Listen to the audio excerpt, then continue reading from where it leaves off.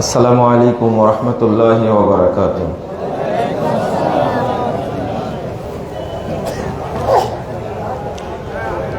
আলহামদুলিল্লাহ ওয়াসসালাতু ওয়াসসালামু আলা রাসূলিল্লাহ, আম্মা বাদ। আউযু বিল্লাহি মিনাশ শাইতানির রাজীম। ওয়া মিম্মান খালাকনা উম্মাহ ইয়াহদুনা বিল হক ওয়া বিহি ইয়াদিলুন।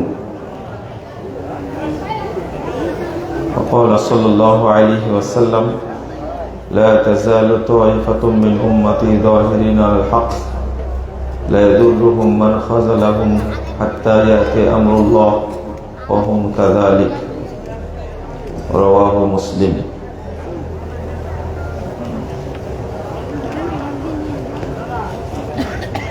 সম্মানিত ভাই ও বোনেরা,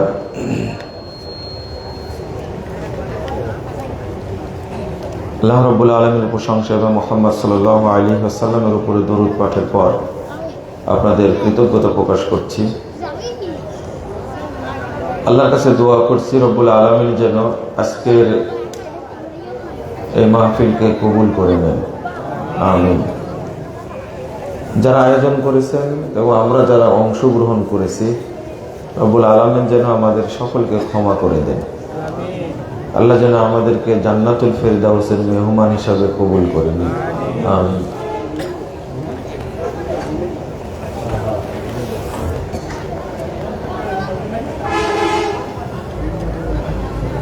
আসলে বাস্তবতা কি আর বলবো, এখন 12টা বাজতে আর 4 মিনিট বাকি আছে।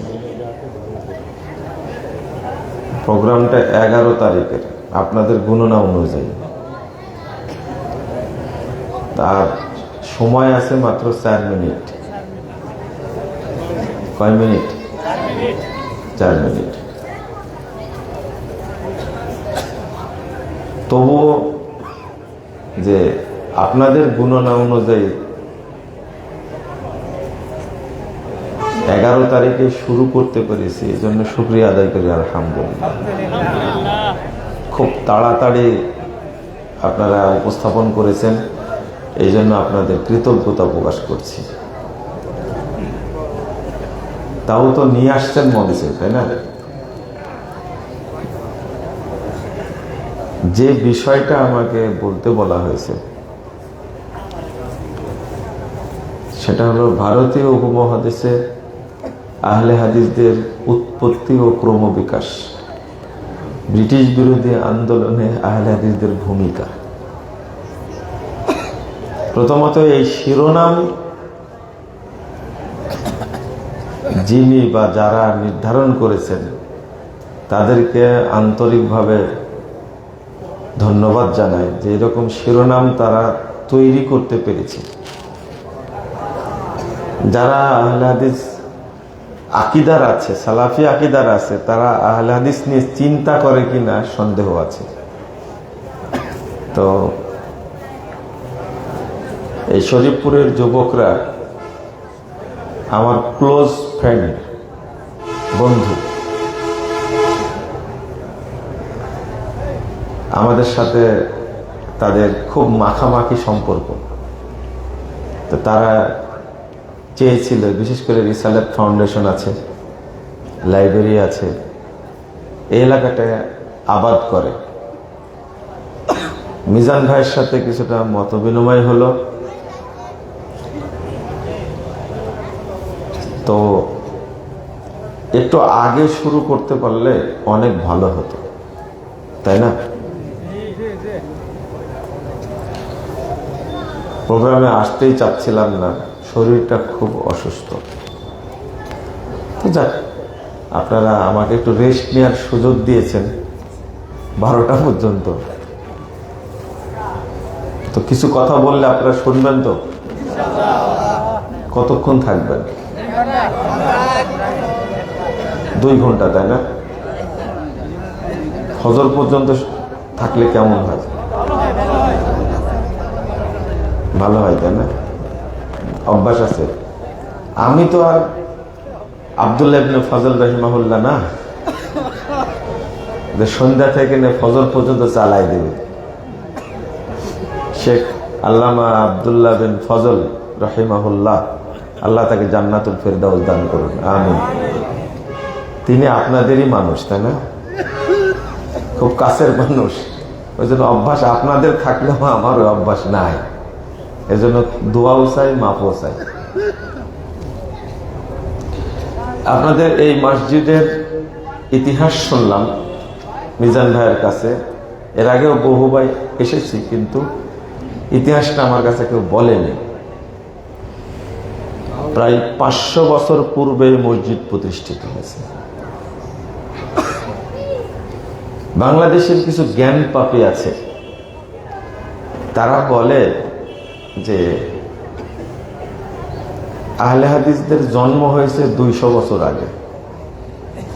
কয়শো বছর আগে? 200 বছর আগে। এরা জ্ঞান পাপী। আমি এদেরকে বলি মুখ পোড়া। মুখ পোড়া বুঝেন তো? যারা সত্যকে গোপন করে এদেরকে বলা হয় মুখ পোড়া শয়তান। বুঝছেন? খুব কষ্ট হয় আমাদের। বলে তারা ইংরেজদের দালাল, বলে ইহুদি খ্রিস্টানদের দালাল। এটা তাদের পুরাতন স্বভাব, এটা কোনোদিন ভালো হবে না। কয়লা যদি 100 বছর ধন, ময়লা যাবে? সম্ভাবনা আছে। 1000 বছর যদি ধৌত করেন কয়লাকে, দেখবেন ওই ময়লা বের হচ্ছেই। নীলফামারীতে একটা মসজিদ তৈরি হয়েছে আজ থেকে 900 বছর আগে। কত বছর? ফলক পাওয়া গেছে আহলে হাদিস জামে মসজিদ। বলেন আলহামদুলিল্লাহ। তো এরা বলে আহলে হাদিসদের জন্ম কত বছর? 200 বছর। তো চিন্তা করেন,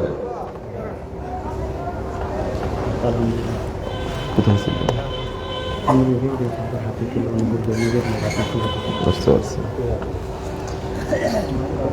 তো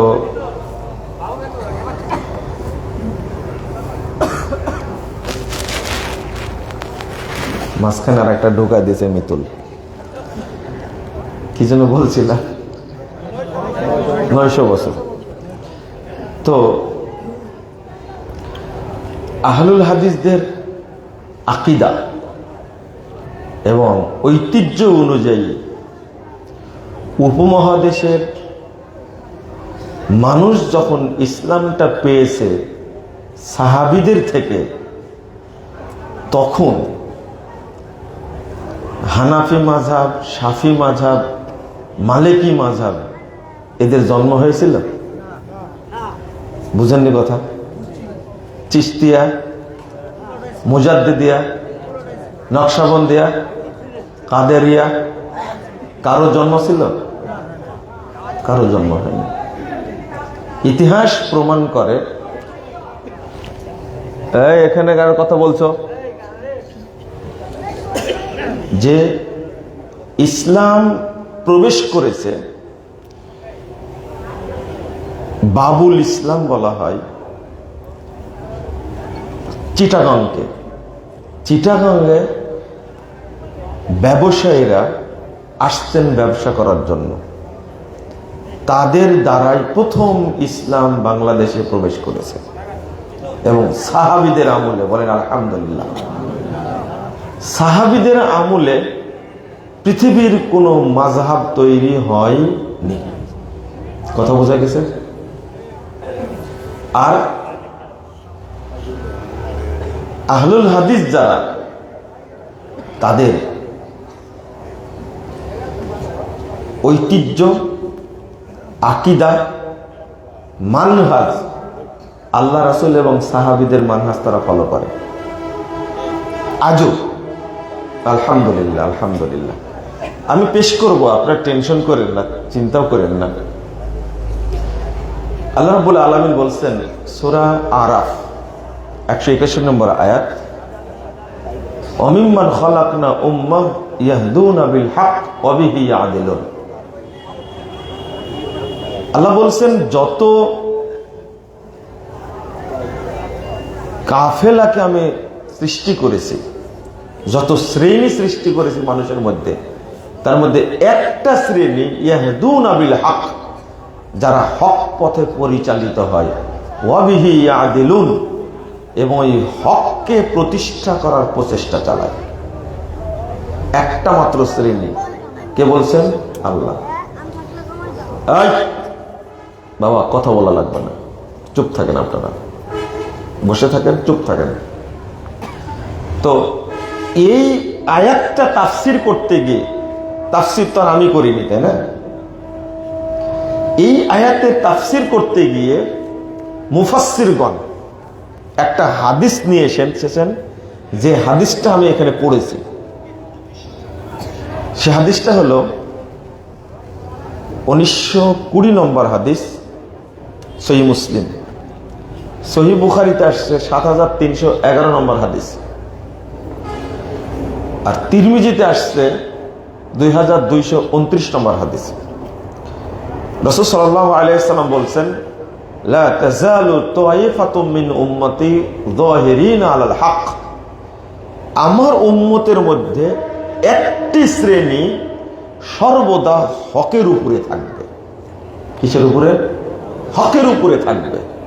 একটা শ্রেণী, হাজার হাজার দল হবে, এর মধ্যে থেকে আল্লাহ বলছেন একটি মাত্র শ্রেণী, রাসূল সাল্লাল্লাহু আলাইহি ওয়াসাল্লাম বলছেন একটি মাত্র শ্রেণী কাফেলা যাহিরিন আলাল হক, হকের উপরে প্রতিষ্ঠিত থাকবে, বিজয়ী থাকবে।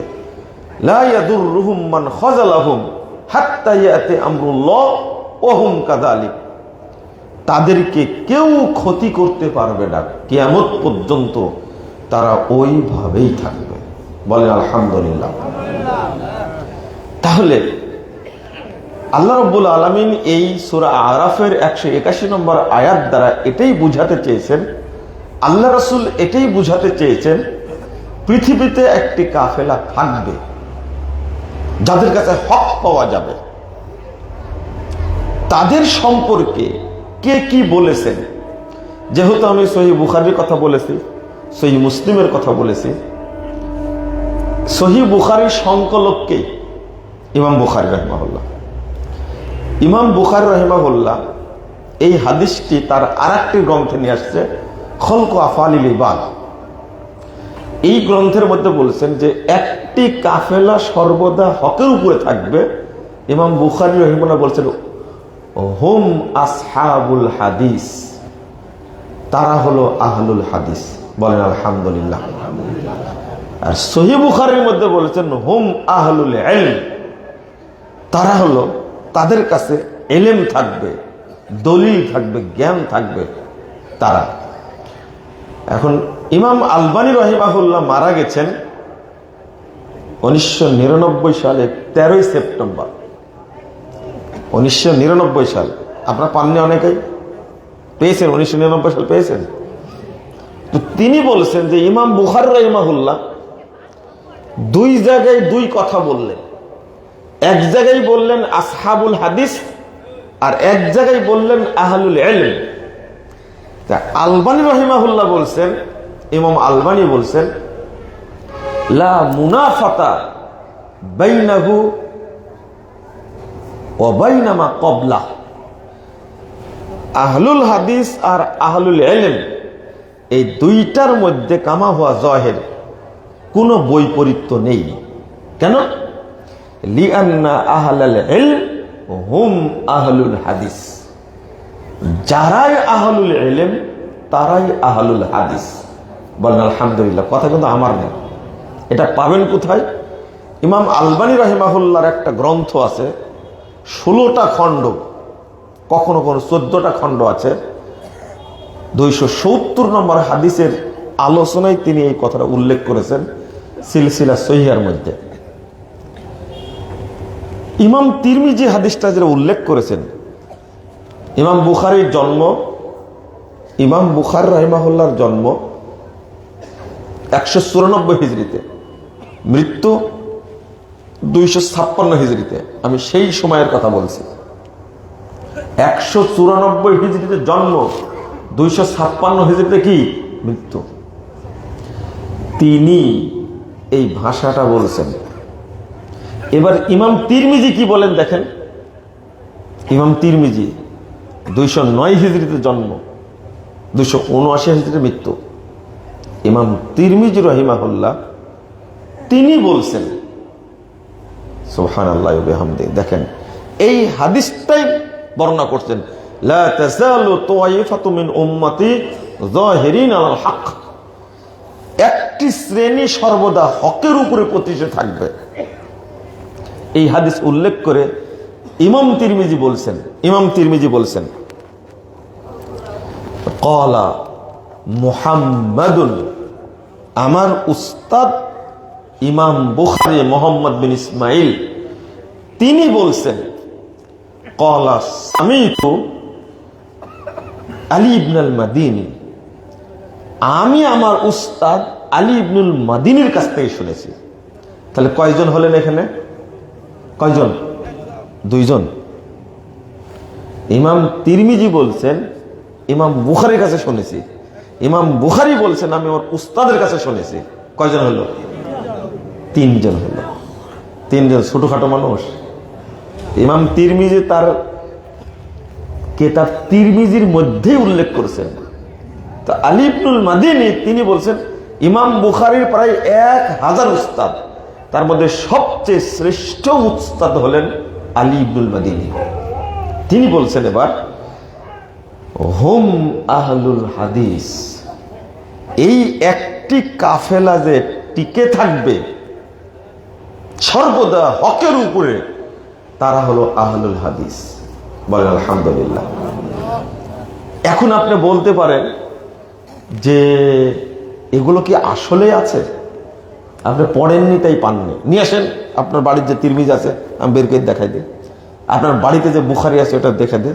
আমি হাদিস নম্বরগুলো বলছি না, আপনি খুলেন, ইন্টারন্যাশনাল নাম্বার এটা, পৃথিবীর যে কোনো জায়গাতে খুঁজলে পাবেন, আপনি যে কোনো জায়গাতে খুঁজলে পাবেন এটা। আমি ওইভাবে বলছি। আর এই যে ক্যামেরাগুলো ভিডিও হচ্ছে না, শুনেন, আমার দিকে কয়েক কোটি ক্যামেরা ধরা আছে, যে মুজাফফর বিন মুহসিন কোথাও স্লিপ অফ টান করে কিনা, একটু কথা বললেই কেটে সেঁটে গোটা দেশে ছড়াই দিয়ে আমার 12টা বাজানোর চেষ্টা করে। বুঝতে পারলেন? বিতর্কিত করবে, গ্রেফতার করবে, আমাকে কিভাবে অপমান অপদস্থ করবে, এরকম কোটি কোটি মানুষ আছে বাংলাদেশে। আর এগুলো সব হুজুর মার্কা, সাধারণ লোক না, কিন্তু এরা সব টুপিওয়ালা মানুষ। ওরা চেষ্টা করে, এই যে আমি তো আমার ভাষায় বক্তব্য দিচ্ছি, ওরা চেষ্টা করছে মুজাফফর কোনো জায়গাতে কিছু ঢোকাচ্ছে কিনা। কই, অনেক দিন থেকে বলছি, তথ্য যেগুলো দিচ্ছি এরা তো জানে যে তথ্য কোথায় থেকে দিচ্ছে। বুঝতে পারলেন? এটা নিয়ে মুখ খুলতে চায় না, খুললেই ধরা খাবে। এই প্রশ্নের উত্তরটা আমি দেব একটু আগে, একটু পরে দেব। আরো কয়েকটা কথা শোনেন। এই যে কথাটা আহলুল হাদিস, কথাটা এদেরকে নাকি ইংরেজরা তৈরি করেছে। ইমাম বুখারী রাহিমাহুল্লাহ ইংরেজের দালাল হলেন কখন? ইমাম বুখারীর জন্ম তো বহু আগে। ইমাম আলী ইবনুল মাদিনী তার উস্তাদের জন্ম 161 হিজরিতে। ফাজলামেন বললেই হলো। তাহলে উনি কোন ইহুদির দালাল ছিলেন? এই যে এইভাবে বললেন, এই বিজয়ী কাফেলাটা হলো আহলুল হাদিস। ইমাম বুখারীর আরেকজন উস্তাদ আছেন, তার নাম হলো 10 লক্ষ হাদিসের হাফেজ ইমাম আহমদ ইবনে হাম্বল রাহিমাহুল্লাহ। কত লক্ষ হাদিসের হাফেজ? 10 লক্ষ। দেখেন গর্বের সাথে বলছি, 10 লক্ষ হাদিসের হাফেজ। ইমাম আহমদ বিন হাম্বল রাহিমাহুল্লাহ এমন মানুষ, তার জন্ম হলো 164 হিজরিতে, মৃত্যু হলো 241 হিজরিতে। মনে হচ্ছে আপনার বড় ভাই, তাই না? 20 বছর আগে জন্ম নিয়েছে, তাই মনে হচ্ছে। তাকে জিজ্ঞেস করা হলো যে 73 দলের 72 দল জাহান্নামে যাবে, একদল জান্নাতে যাবে, তারা কারা বলেন তো? ইমাম আহমদ বিন হাম্বল রাহিমাহুল্লাহ বলেছেন, ইল্লাম ইয়াকুনু আসহাবাল হাদিস ফালা আদরি মানহুম। এই মুক্তিপ্রাপ্ত দল আমি জানি আহলে হাদিস, আর কেউ আছে কিনা আমি জানি। আলহামদুলিল্লাহ, আলহামদুলিল্লাহ। ইমাম আহমদ বিন হাম্বলের আগে তার উস্তাদ ইমাম শাফি রাহিমাহুল্লাহ, তিনি বলছেন, ইমাম শাফি রাহিমাহুল্লাহ বলছেন 204 হিজরিতে জন্ম, 150 জন্ম, 204 হিজরিতে মৃত্যু। তিনি বলছেন 150 জন্ম, 150 হিজরিতে জন্ম, 204 হিজরিতে মৃত্যু। আপনাকে আমি বলছি কেন জানেন? আপনি ভুল বুঝেন। আর বর্তমান প্রজন্ম আহলুল হাদিস আলেমরাও এটা বলে না, ব্যতিক্রম শুধু প্রফেসর ডক্টর মুসলিউদ্দিন, আল্লাহ তাকে হায়াতে তৈয়বা দান করুক, আহলে হাদিস হিসাবে একবারে কট্টর, যা মুখে আসে বলে দেন। আহলে হাদিসের ইতিহাস ঐতিহ্য তাকে বলতে লাগবেন, দেখবেন যে একবারে ভর ভর করে বলেই যাচ্ছে। আল্লাহ তাকে মেধাও দিয়েছে, মুখস্থ আছে, আলহামদুলিল্লাহ, বলে না। আর বর্তমান প্রজন্ম এগুলো জানেও না। আগেই বক্তব্যগুলো দিতাম, কিন্তু শুনতে চাইতো না মানুষ, এখন কিছু কিছু শুনে। তো ইমাম আহমদ বিন হাম্বল রহমান উস্তাদ ইমাম শাফি মোহাম্মদ বিন ইদ্রিস আশ-শাফিঈ রাহিমাহুল্লাহ, তিনি হলেন দ্বিতীয় মুজাদ্দিদ পৃথিবীর, এতে কোনো ইখতিলাফ নাই। বলেন তো ইসলামে প্রথম মুজাদ্দিদের নাম কি? প্রথম মুজাদ্দিদের নাম কি জানেন না? দ্বিতীয় উমরের নাম কি? দ্বিতীয় উমর, পঞ্চম খলিফা বা কাকে বলা হয়? ওমর বিন আব্দুল আজিজ। ওমর বিন আব্দুল আজিজ তিনি হলেন প্রথম মুজাদ্দিদ, প্রথম শতাব্দী হিজরির মুজাদ্দিদ। দ্বিতীয় শতাব্দী হিজরির মুজাদ্দিদ হলেন ইমাম শাফি রাহিমাহুল্লাহ। তিনি বলেছেন, ইদা রাআইতু রাজুলাম মিন আসহাবিল হাদিস কাআন্নী রাআইতুন নবী সাল্লাল্লাহু আলাইহি ওয়াসাল্লাম হাইয়া। আমি যখন কোনো আহলুল হাদিস ব্যক্তিকে দেখি, তখন স্বয়ং আল্লাহর রাসূলকে জীবিত অবস্থায় দেখি। আপনাকে দেখলে তাই মনে হয়? কত মর্যাদা দিয়েছেন ইমাম শাফি রাহিমাহুল্লাহ। আহলে হাদিস দেখলে, হ্যাঁ, দেখলেই মনে হবে আহলে হাদিস। কেমনে মনে হবে? আপনাকে দেখলে তো মনে হয় না। দাড়ি দেখ কাটা কাটেন আপনি, সকালে একবার চাচ্ছেন, বিকেলে একবার চাচ্ছেন। মহিলাদের তো একটু পশম টসম থাকে, আপনার কিছুই নেই। চুলগুলো বড়া থাকলে আপনাকেই মানুষ বিয়ে করত, শরম লজ্জা কিছু নাই। আপনি একটা সুদখোর। মনে হয় আহলে হাদিসের পরিচয় একটাই, এদের কোনো পরিচয় নাই। ঠিক কেউ পরিচয় দেয় আহলে হাদিস বিএনপি, আহলে হাদিস আওয়ামী লীগ, আহলে হাদিস জামাত, আহলে হাদিস জাতীয় পার্টি, আহলে হাদিস তবলিগ, আরো বলবো, কোনো পরিচয় হবে না। তারা কোরআন এবং সুন্নাহর অনুসারী, আর কোনো পরিচয় নাই তাদের। কথা কি বুঝতে পারলেন? কোনো পরিচয় দেওয়া যাবে। কেউ কেউ বলে যে আহলে হাদিস মানুষ কিন্তু বিএনপি করে, আহলে হাদিস মানুষ কিন্তু জামাত ইসলামের দায়িত্বশীল। লজ্জা শরম কিছুই নেই।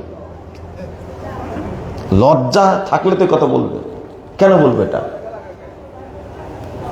কেন বলবে? আহলে হাদিস আবার বলে আমি আওয়ামী লীগ। যে কাজটা করে আপনি দুনিয়াতেও সম্মানিত হবেন না, পরকালেও সম্মান পাবেন না, সে কাজটা করে লাভ কি?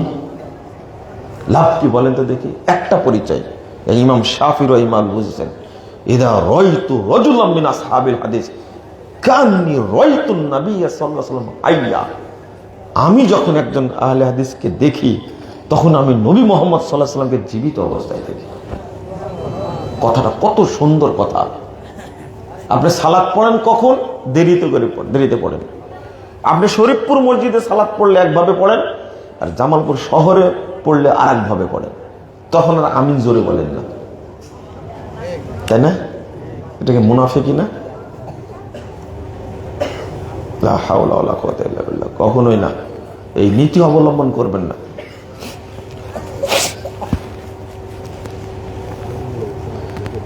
ইমাম শাফি রাহিমাহুল্লাহর আগে চলেন তাবি আব্দুল ইবনে মুবারক রাহিমাহুল্লাহ, 118 হিজরিতে জন্ম, 181 মৃত্যু। তিনি বলছেন, হুম ইনদি আসহাবুল হাদিস, এই হকপন্থী জাহান্নাম থেকে মুক্তিপ্রাপ্ত কাফেলার নাম হলো আহলে হাদিস। আসবাতুন নাস আলা সিরাত আসহাবুল হাদিস, সিরাতে মুস্তাকিমের উপরে প্রতিষ্ঠিত একটা কাফেলার নাম হলো আসহাবুল হাদিস। ইমাম শাফি 22 হিজরিতে জন্ম, 104 হিজরিতে মৃত্যু। তিনি বলছেন, লাউ ইস্তাকবালতু মিন আমরি মাস্তাকবারতু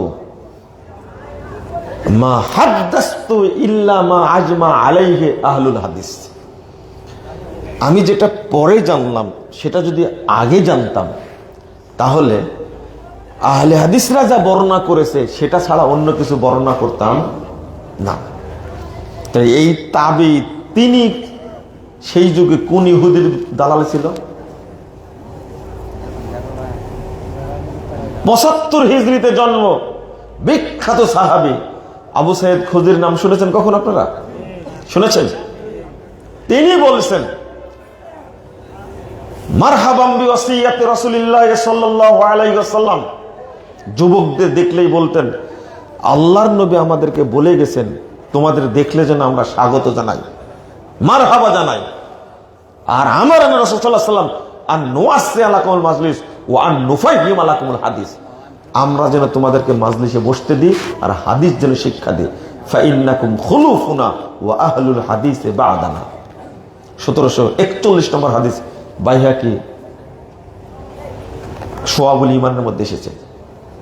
তো আবু সাইদ খুদরি একজন সাহাবী, আবু হুরায়রাও বলেছেন এই ধরনের কথা।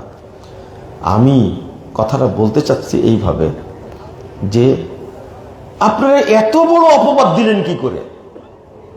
এই মসজিদের বয়স যদি 400 বছর হয়, 500 বছর যদি হয়, আর একটা মসজিদ আছে 500 বছরের পূর্বের, ঢাকা বেরাইদে একটা মসজিদ আছে 500 বছর পূর্বে প্রতিষ্ঠিত মসজিদ, আহলে হাদিস মসজিদ। আর কেমনি জ্ঞান পাপের এই কথাগুলো বলে থাকে। যেমন বলে ডাক্তার জাকির নায়েক হলো ইহুদিদের দালাল, খ্রিস্টানদের দালাল, তাই না? দালাল না ইহুদিদের? আচ্ছা, সারা পৃথিবীতে ডাক্তার জাকির নায়েকের আলোচনা শুনে একজন মুসলমান ইহুদি হয়েছে? একজন মুসলমান হিন্দু হয়েছে? তো দালাল কি করে ইহুদিদের? কারা বলে? যারা পাগড়ি পরে থাকে তালাই বলে। পিস টিভিকে কে বন্ধ করেছে? এই পাগড়ি পরা লোকেরা। পিস টিভি ঠিকই বন্ধ হলো, পাগড়ি পরারা বন্ধ করলো, কিন্তু স্টার জালটা ঠিকই চালু থাকলো। জি বাংলায় চালু থাকলো, কিরণ মালা না কি বলেন একটা চালু থাকলো, স্টার জাল চলে না এখনো। ইন্ডিয়ার সব চ্যানেল বাংলাদেশকে ন্যাংটা করে ফেলেছে, সব চললো, কিন্তু কোন টুপিওয়ালা এই চ্যানেলগুলোর বিরুদ্ধে একটা কথাও বলেনি। ওরা আবেদন করলে বন্ধ করে, পিস্টি বন্ধ করলে, তাই না? এরা কতটা ইসলামপন্থী চিন্তা করেন। আর আপনাদের তো শরমই নাই, শরম নাই। এই পাগড়ি পরা এদেরকে আপনারা মনে করেন এরা বড় মুসলমান, তাই না? সবচেয়ে বড় বিষয় হলো, যখন একটা আহলে হাদিস মসজিদ ভেঙে দেয়, এই মুখ পোড়ারা একটা কথা বলে না। বলে? একটাও কথা বলে। রাগ করছেন আপনি? রাগ করলে, অসন্তুষ্ট হলে আপনি চলে যান। আমি এইভাবে বলতে থাকবো ইনশাআল্লাহ। একটা মসজিদ ভেঙে দিবে, একটা প্রতিবাদও করতে পারবে না। এরা হলো বড় বড় শায়েখ, আপনারা তাদের বড় বড় ফ্যান, যাদের মুখে আপনি কোনোদিন মাজার পূজার বিরুদ্ধে কথা বলতে দেখবেন না। দেখেন আপনারা, এরা কেমনে বলে ডক্টর জাকির নায়েক ইহুদিদের দালাল, খ্রিস্টানদের দালাল, অথচ এই মানুষটার বক্তব্য শুনে লক্ষ লক্ষ হিন্দু ইসলাম গ্রহণ করেছে।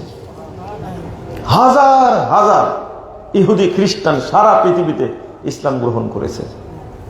আর এই মৌলবীদের দ্বারা ধর্ম ব্যবসায়ীরা, এরা হলো পেট পূজারী, এরা হলো শয়তানের দালাল।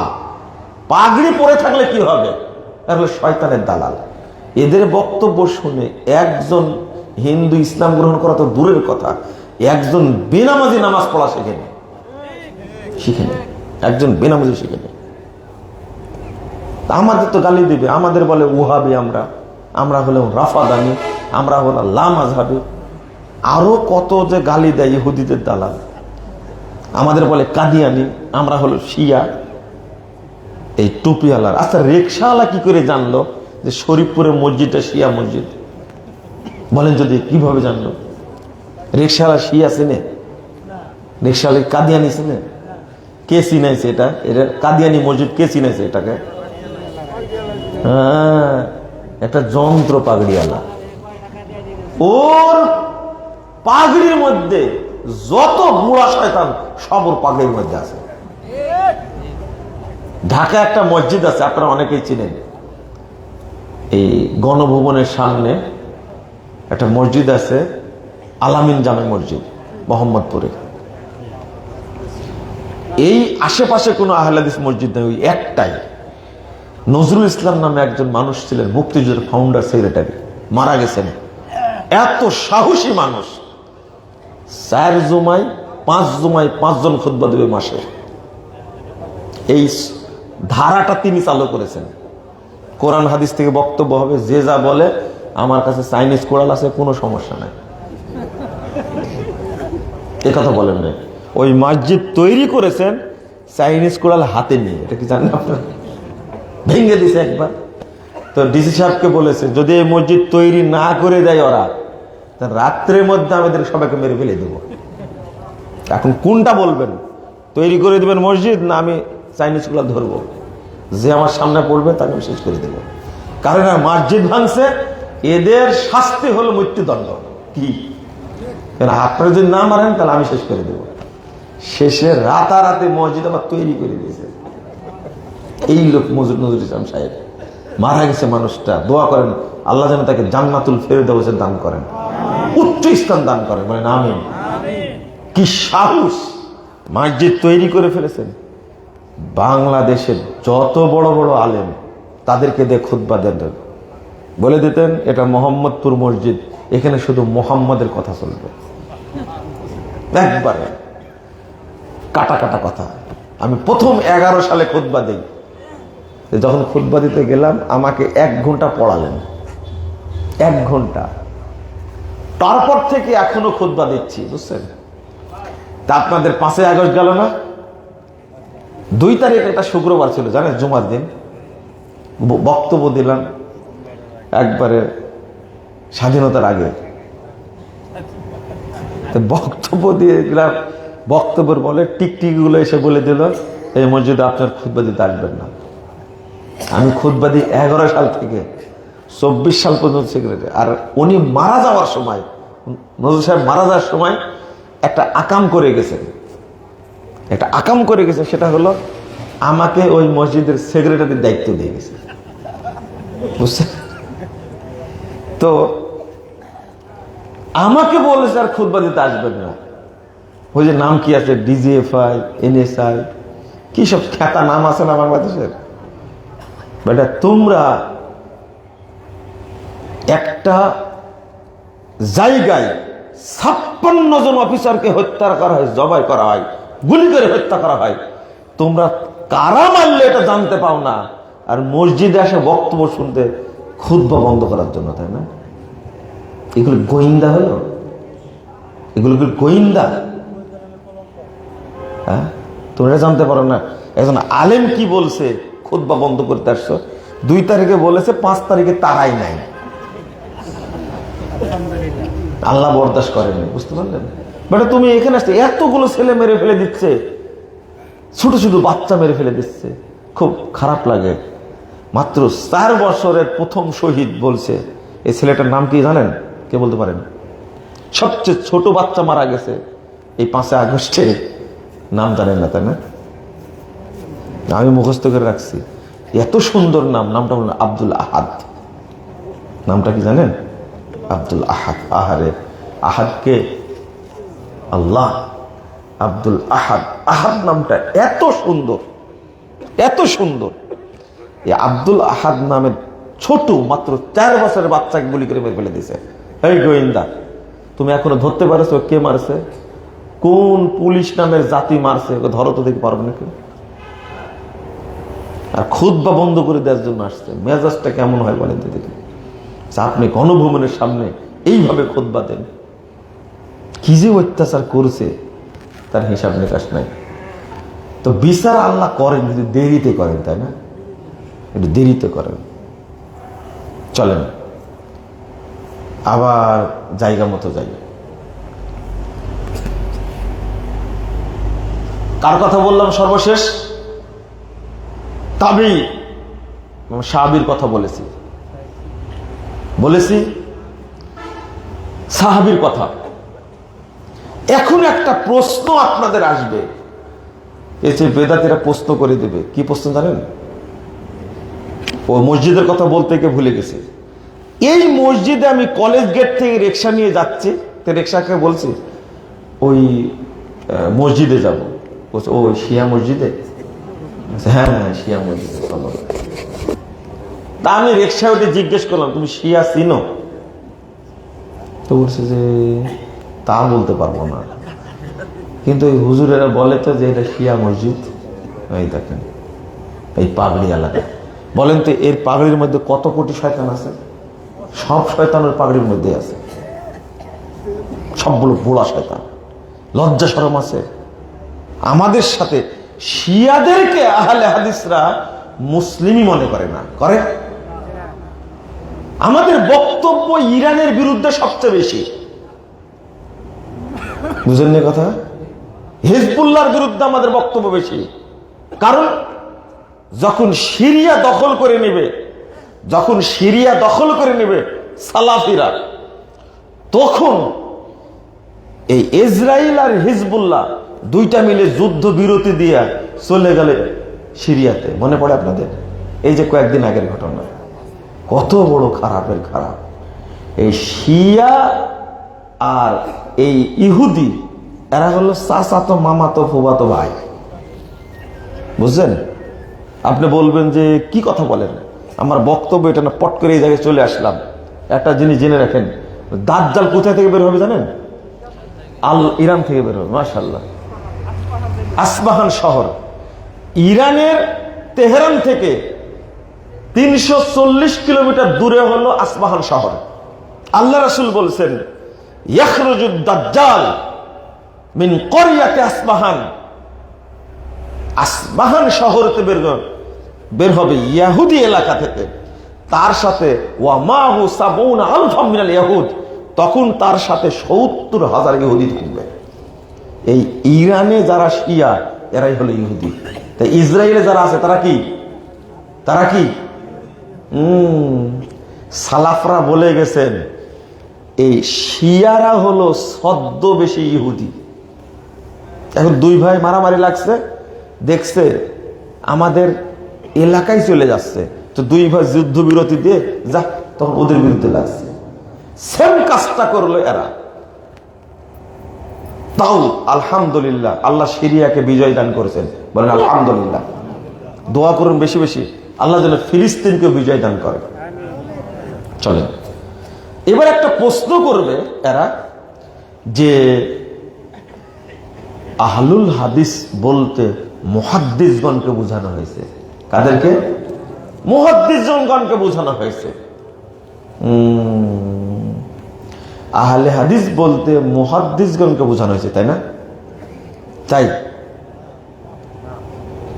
এবার শোনেন, আহলে হাদিস বলতে মুহাদ্দিসগণকে যদি বোঝানো হয়, তারা কি বই পুস্তক পড়ে না কিছু? আচ্ছা, ইমাম বলতে কাকে বলা হয় বলেন তো? ইমাম বলতে যখন মসজিদে সালাত পড়ে তখন কি মসজিদের ইমাম না? ইমাম বলতে যখন খলিফা কর্তৃক নিযুক্ত প্রাদেশিক গভর্নর হয় তখন তার নাম কি হয়? ইমাম। যখন কোন দেশের দায়িত্ব গ্রহণ করেন খলিফার আন্ডারে, তো তিনি কি হন? ইমাম। তারপরে দেখেন, ইমাম একটা শব্দ কতজনকে বোঝাচ্ছে না? বাংলাদেশে মসজিদের ইমাম কত হাজার হতে পারে, কত লাখ হতে পারে বলেন তো দেখি। একটা শব্দ দ্বারা শুধু কি একজনকে বোঝায়? এই এলেমটা তো থাকা লাগবে। কেমনি বললো? শুধু আহলে হাদিসদের বোঝায়। এবার আপনি একটা এই উপমহাদেশ সম্পর্কে বলছেন তো, 375 হিজরিতে ইমাম শামসুদ্দিন মাকদিসি রাহিমাহুল্লাহ তার একটা বই লেখেন। তিনি মুসলিম ভূপর্যটক। ইবনু বতুতা সম্পর্কে জানেন আপনারা? জানেন না? এই তো ছিল অন্য মানুষ, কিন্তু ইমাম শামসুদ্দিন মাকদিসি একজন বড় মুহাদ্দিস। তিনি মুসলিম বিশ্ব ভ্রমণ করে রিপোর্ট পেশ করেছেন। সেই রিপোর্টের নাম হলো, বইটার নাম হলো আহসানুত তাকাসিম ফি মারিফাতিল আকালিম। কি নাম? আহসানুত তাকাসিম ফি মারিফাতিল আকালিম। এই গ্রন্থের 447 পৃষ্ঠায় আলোচনা করতে গিয়ে বলছেন, এই উপমহাদেশে মানসুরাতে এসেছিলেন, অর্থাৎ পাকিস্তানে। তিনি রিপোর্ট পেশ করেছেন মাযাহিবুহুম, তাদের অনেক মাযহাব ছিল সেই জায়গাতে উপমহাদেশ সম্পর্কে। আকসারুহুম আসহাবু হাদিসিন, তবে তাদের মধ্যে সবচেয়ে বেশি ছিল আহলে হাদিস মানুষ। বলেন আলহামদুলিল্লাহ। তা আপনি তো তথ্য চুরি করতে পারবেন না, এই বই তো ইন্টারনেটেও আছে। আমি যে নামটা বললাম আহসানুত তাকাসিম ফি মারিফাতিল আকালিম, আপনি পড়েন দেখে এটা। এরপরে তিনি বলছেন হেজাজ সম্পর্কে, আরব বিশ্ব সম্পর্কে বলছেন যে হেজাজের সব মানুষ ছিলেন আহলে হাদিস আকীদার। এবার বলেন তো, তাহলে উপমহাদেশে যারা অধিকাংশ মানুষ আহলে হাদিস, তারা কি সবাই মুহাদ্দিস ছিল? বুঝেননি মনে কথাটা? সবাই কি মুহাদ্দিস ছিল? তিনি যে বললেন যে হেজাজ তথা আরব বিশ্বের এই জাজিরাতুল আরব, আরব উপদ্বীপে যত মানুষ, তাদের আকীদা ছিল আহলে হাদিস আকীদার উপরে। 96 পৃষ্ঠার মধ্যে বলছেন এটা। আপনি বলেন তো দেখি, তাহলে আরব বিশ্বের সব মানুষই কি মুহাদ্দিস? তো এই আহলে হাদিস দ্বারাতে তিনি মুহাদ্দিস বুঝাইছেন না আম জনতা বুঝাইছেন? আম জনতা বুঝাইছেন। শুনেন, আরেকটা তথ্য নেন, একটু ভালো করে শুনেন, এগুলো জানতে হবে। আমি খুব সাধারণ মানুষের জন্য বক্তব্য কম দিই। বক্তব্য দিয়ে আপনাদের সামনে একজন যদি থাকে, যদি মাথায় ধরে যায়, তাহলে যথেষ্ট। একজনকে তৈরি করতে চাই আমি। আর আমার যদি 50 জন মানুষ থাকে, তাদের কাছে যে বক্তব্য, 50,000 মানুষ থাকলে তাদের কাছে সেই বক্তব্যই। উদ্দেশ্য হলো 50,000-এর মধ্যে একজন না থাকতে পারে, কিন্তু 50 জনের মধ্যে একজন লোকের মাথা যদি ধরে যায়। ইমাম আবুল মনসুর বাগদাদি, তিনি তার একটা বই লিখেছেন উসুল উদ্দিন। বইয়ের নাম কি? উসুল উদ্দিন। এই বইয়ের 313 পৃষ্ঠায় আলোচনা করতে গিয়ে বলছেন, পুরো বিশ্বের রিপোর্ট দিচ্ছেন। দেখেন, আমি পড়ছি, আপনারা শুনেন। 313 পৃষ্ঠায় সুগুরুর রোম ওয়াল জাজিরা ওয়া সুগুরুশ শাম ওয়া সুগুরু আজারবাইজান ওয়া বাবিল আবওয়াব কুল্লুহুম আলা মাযহাবে আহলিল হাদিস মিন আহলিস সুন্নাহ। তিনি বলছেন রোম সীমান্ত, আলজেরিয়া সীমান্ত এবং সিরিয়া, আজারবাইজান এবং মধ্য তুর্কিস্তানের এলাকার সমস্ত মানুষ ছিলেন আলা মাযহাবে আহলিল হাদিস মিন আহলিস সুন্নাহ। সমস্ত এলাকার মানুষ ছিল আহলে হাদিস আকীদার উপরে। আপনি এই তথ্যকে গোপন করতে পারবেন? যদি একজন শিক্ষিত মানুষ শুনে, সবাইকে মূর্খ, সবাইকে জ্ঞান পাপী, একজনও কি শিক্ষিত মানুষ নাই যে তথ্য জানার মানুষ কি একজনও নাই? তিনি দেখতে পাবেন না? এটা অবশ্যই বিশ্লেষণ করবেন। তিনি রিপোর্ট দিচ্ছেন 429 হিজরি। কত? আগেরটা বললাম 375 হিজরি, আর এটা বললাম কি 429 হিজরি। তার আগের একটা তথ্য ছুটে গেছে, আমি এখনই বলবো, মনে করে দেন। এইটা বললে আর কিছু বলা লাগবে না ইনশাআল্লাহ। এরপরে বলেছেন ওয়াকাযালিকা সুগুর ইফরিকিয়া ওয়া আন্দালুস ওয়া কুল্লু সিগারে ওয়ারাই বাহরিল মাগরিব আহলুহু মিন আহলিল হাদিস। অনুরূপভাবে আফ্রিকা মহাদেশের এবং আন্দালুস এলাকার, স্পেন এবং সাগরের পার্শ্ববর্তী এলাকার যত দেশ, পশ্চিম সাগরের পার্শ্ববর্তী এলাকার সমস্ত দেশের মানুষ হলো আহলে হাদিস আকীদার উপরে ছিল। বলেন আলহামদুলিল্লাহ। কেন? এই তথ্যগুলো কোথায় রাখবেন? ওয়াকাযালিকা সুগুরু ইয়ামান সাহিল জামজ, আল্লাহু আকবার, আবিসিনিয়ার ইয়ামানের উপকূলবর্তী এলাকার সমস্ত মানুষ ছিলেন আহলে হাদিস আকীদার উপরে।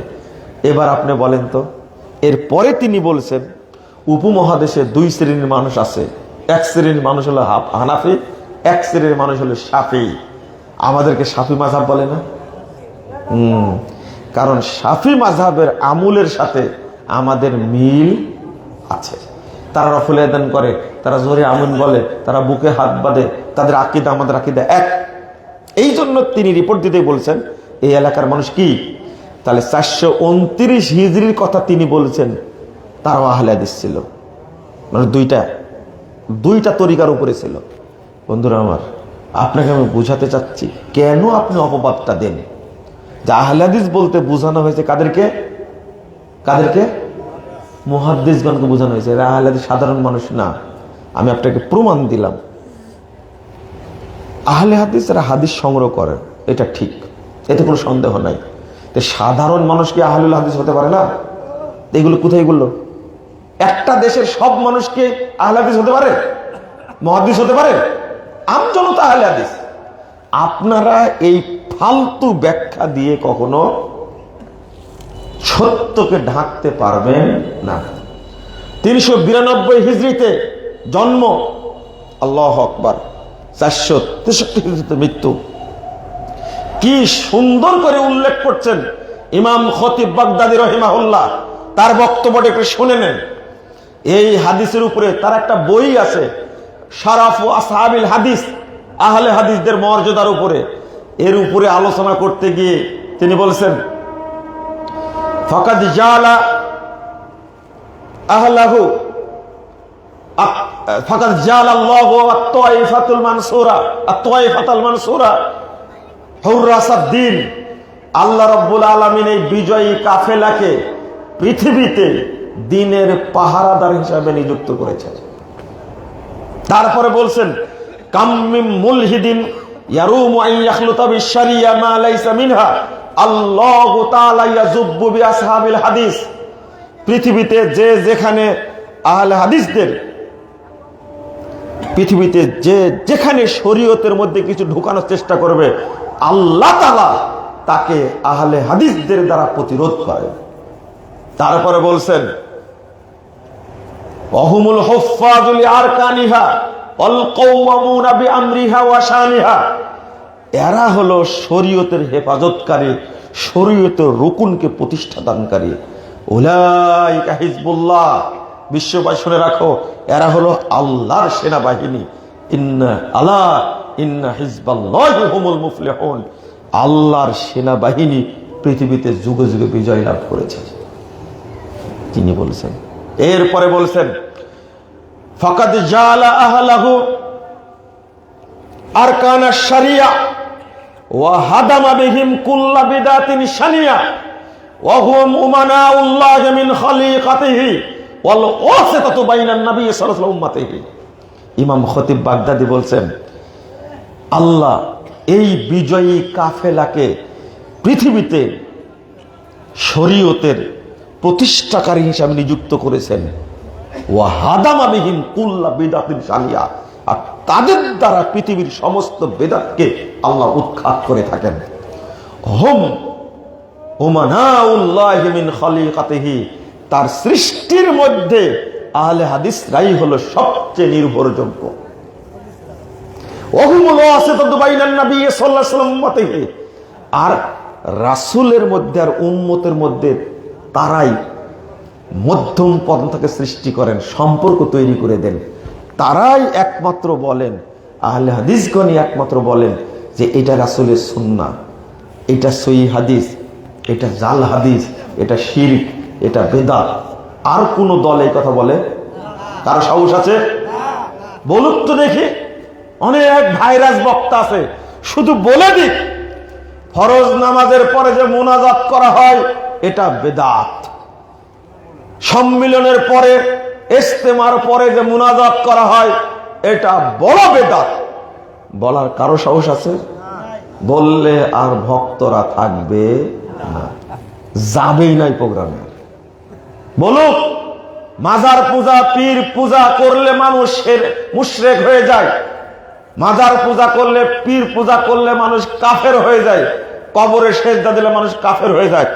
ভাইরাস বক্তাগুলো বলুক তো দেখি, ওরা এই হাদিসগুলো জীবনেও বলবে না। কারণ এক বক্তব্য দিলে 3 লাখ টাকা দেয়, এ টাকাও নষ্ট করবে। ব্যবসায় যে লাল বাতি জ্বলবে, যে সাদা বাতি জ্বলে যাবে, ও আর চোখে কিছু দেখবে না, শুধু চোখে সাদা দেখবে। কথা বুঝতে পারলে বলবে না কোনোদিন, কিন্তু কথাগুলো কেমন।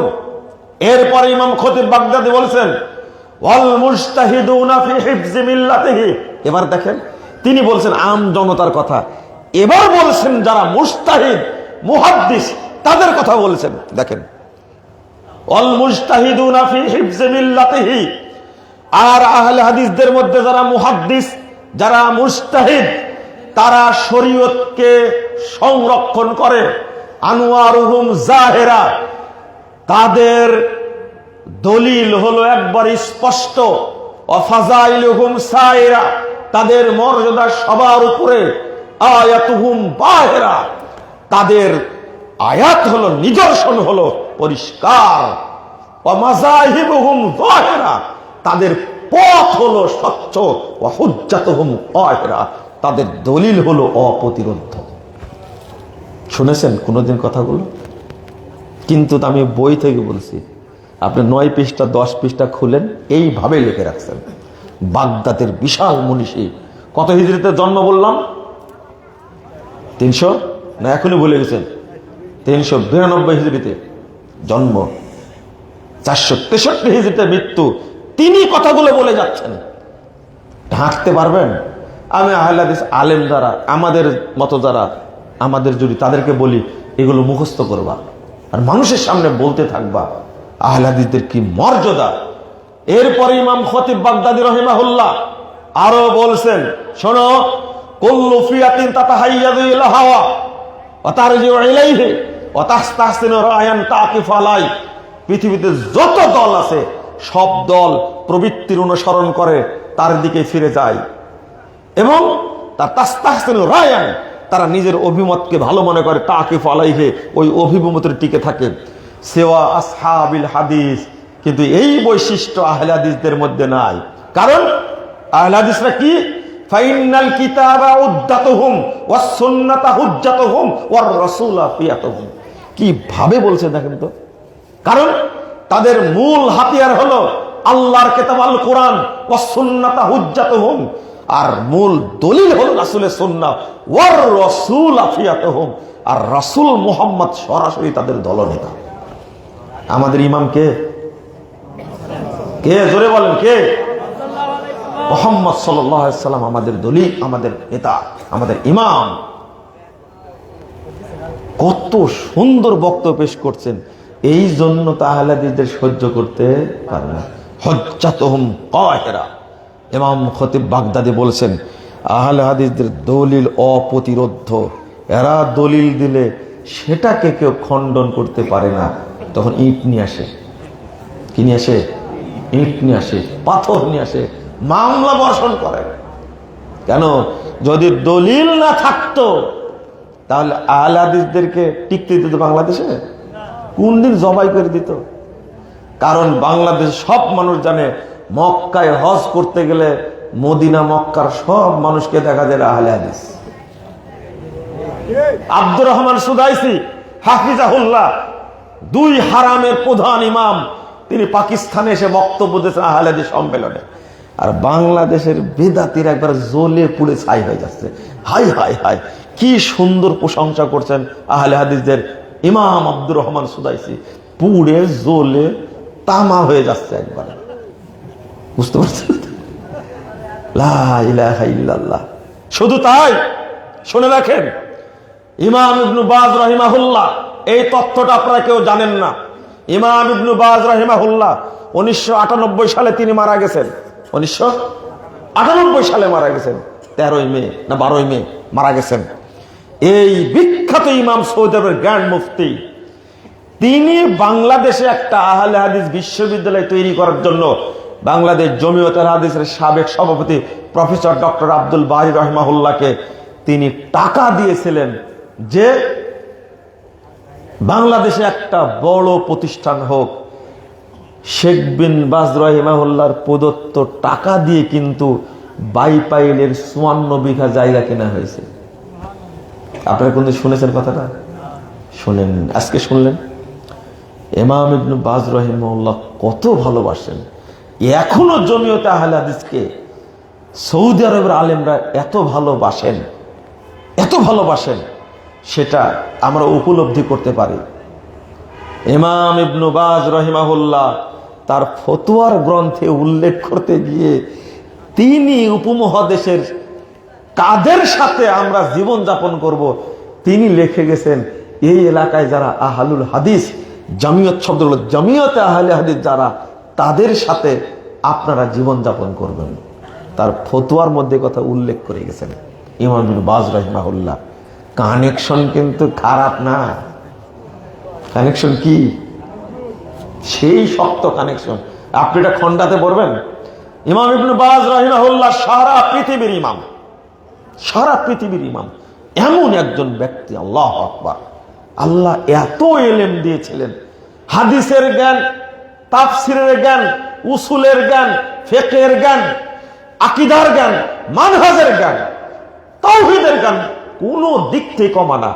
অন্ধ মানুষ বলছেন তো বলছেনই, মনে হয় যে সাগর, কিয়ামত পর্যন্ত ইলম বিতরণ করলে মনে হয় শেষ হবে না, এত ইলমের অধিকারী।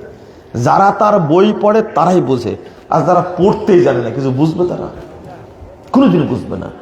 তার সাথে এত সুন্দর আহলে হাদিসের সম্পর্ক যে আহলে হাদিসের একটা বিশ্ববিদ্যালয় বাংলাদেশে হোক, তিনি নিজের টাকা দিয়েছেন।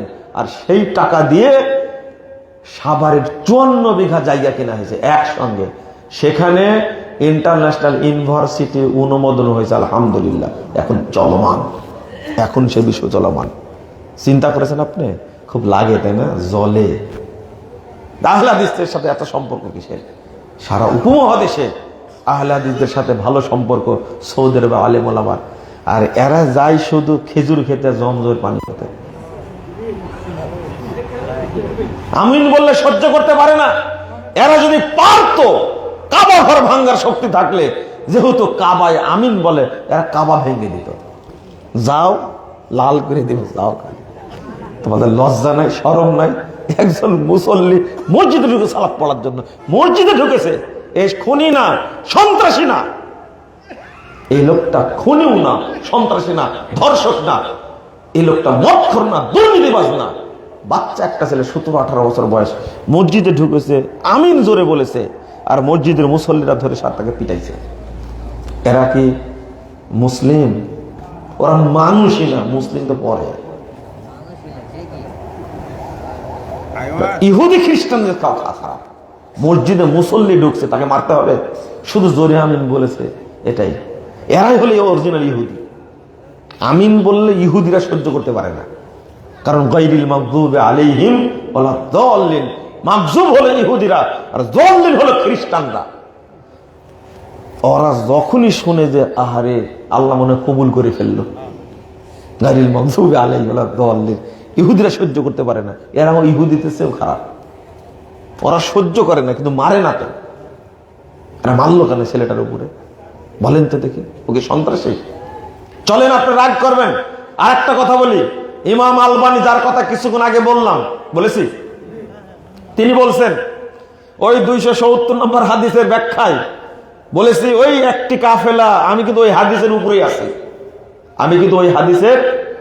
আছি, তার আগের একটা কথা বলি, কত বক্তব্য নেবেন আপনি, কতটা বলবো।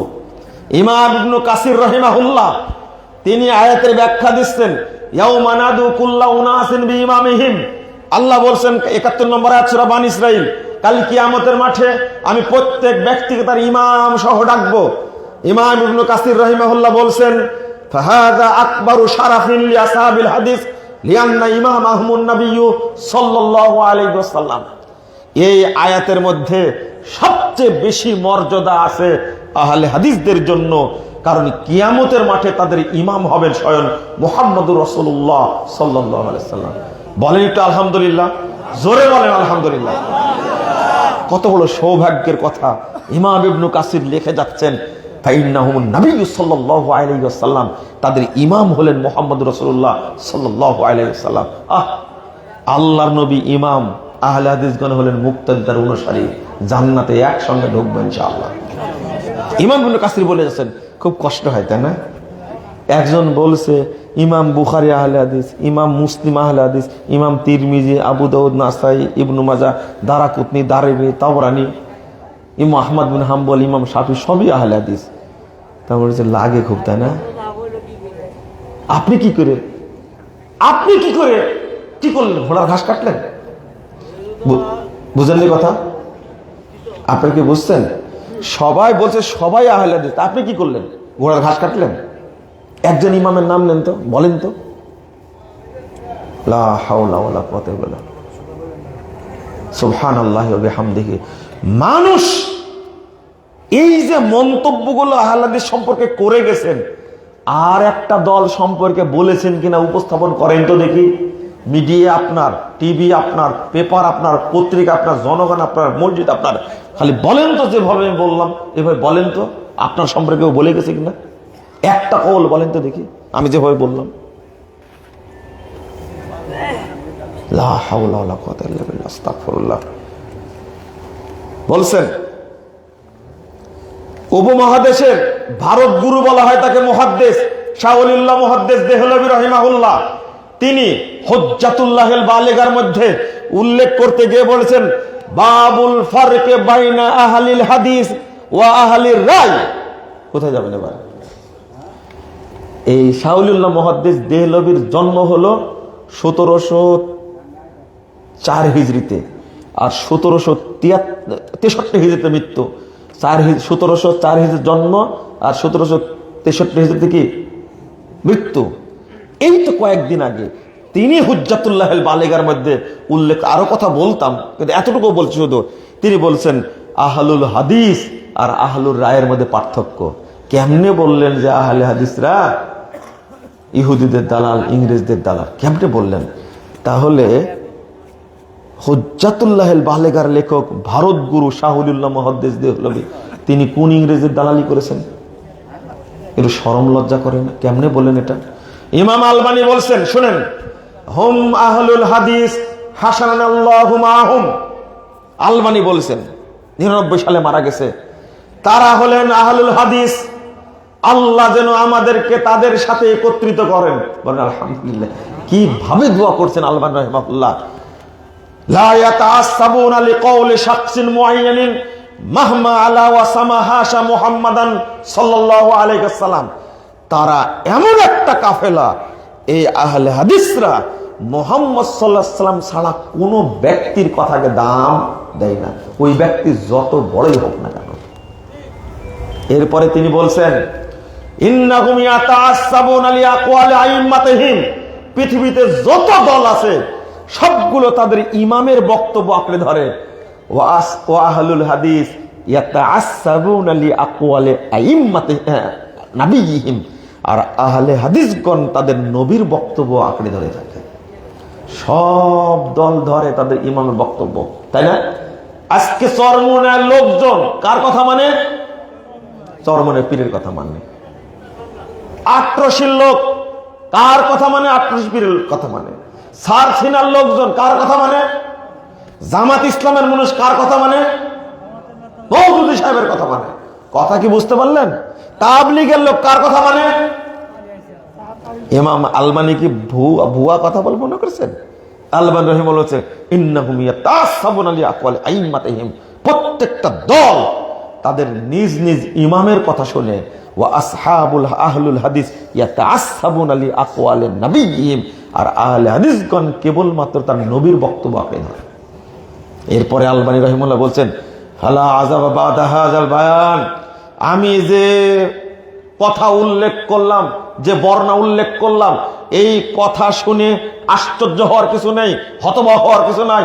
আইয়াকুনা আহলুল হাদিস হুমুত তায়ফাতুজ যাহিরা ওয়াল ফিরকাতুন নাজিয়া ওয়াল উম্মাতুল ওয়াসাত আশ-শুহাদা ওয়াল খালক, এমন একটা পিন মেরে গেছেন। এই আহলে হাদিসগণই হলো বিজয়ী কাফেলা, তারাই হলো জাহান্নাম থেকে মুক্তিপ্রাপ্ত দল, তারাই হলো শ্রেষ্ঠ উম্মত। শুধু তাই না, কাল কিয়ামতের মাঠে আহলে হাদিসগণ সমস্ত উম্মতের পক্ষ থেকে সাক্ষী দান করবে।